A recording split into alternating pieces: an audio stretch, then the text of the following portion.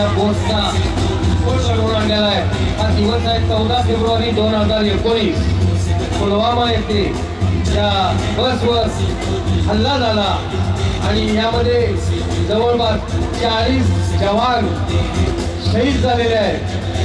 या CRPF जवानांच्या ताफ्यावर पाकिस्तानी अधिकाऱ्यांनी हल्ला केलेला आहे आणि या बसचा स्फोट झाला आणि या हल्ल्यामध्ये भारतीय सैन्यातील 40 जवान शहीद झालेले आहेत।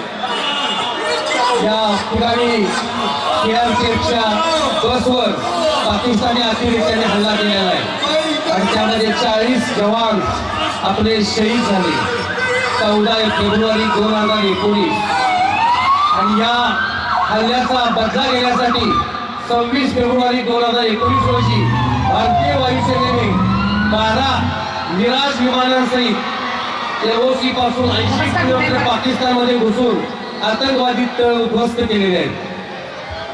ताबडतोब अग्निशमन दलाला यांची वर्दी दिलेली आहे आणि यामध्ये शहीद झालेले जवान आणि जखमी जवान यांना ताबडतोब उपचारासाठी हॉस्पिटलमध्ये नेलेला आहे।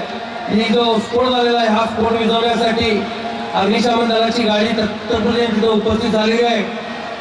या हल्ल्यामध्ये 40 जवान शहीद झाले आणि या हल्ल्याचा बदला घेण्यासाठी 26 फेब्रुवारी 2019 रोजी भारतीय वायुसेनेने 12 मिराज विमानांसहित LOC क्रॉस करून 80 किलोमीटर पाकिस्तानमध्ये घुसून त्यांचे आतंकवादी तळ उद्ध्वस्त केले।